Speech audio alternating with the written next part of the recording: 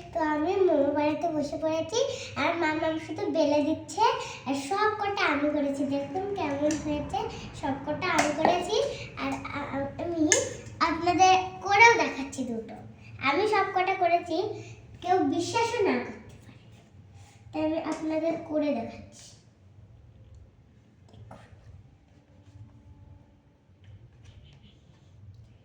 দেখুন আমি প্রথমে বাঁধাকপি আর মাংস আর পেঁয়াজ নিয়ে নিচ্ছি ভিতরে। তারপরে এরকম করে হাতে নিয়ে এরকম করে নিচ্ছি। আমাদের মোমো রেডি হয়ে যাচ্ছে। তবে আর একটা করবো, আর একটাই আছে, তো ওটা আমি করবো।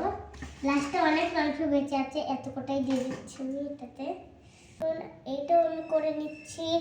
এটা আমি এখানে করছি কারণ এখানে জায়গা নেই।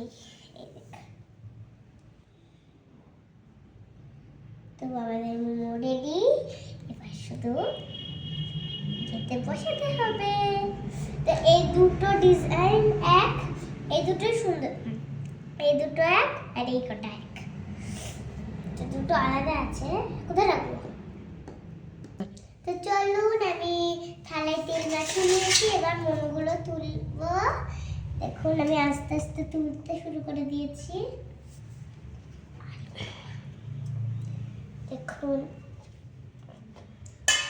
আমি অনেক কাছে দিচ্ছি কারণ নাহলে জায়গা আটবে না। এই দেখুন আমি আস্তে। তো চলুন, সবকটা বসানো হয়ে গেছে, এবার আমি শুধু গ্যাসে দিয়ে। তো চলুন এবার গ্যাসটা ধরিয়ে দিই। ওমা খেলা, হ্যাঁ ধরেছে। এবার গ্যাসে মোমো হোক, আমি পড়তে চলে এসেছিলাম মোমো বানাতে। আমি আজকে পড়তে বসি, আর আমি একটা জিনিস পড়তে বসো। তো আমি একটা জিনিস বানিয়েছিলাম পুরো নিজে। এই দেখুন বলতে কেমন হয়েছে। আমি পুরো কাগজ দিয়ে বানিয়েছি। এই দেখুন পিছনটা আমি চায়ের কাপ দিয়ে বানিয়েছি। আরে বাবা, কেমন হয়েছে কমেন্টে বলবেন। বাই।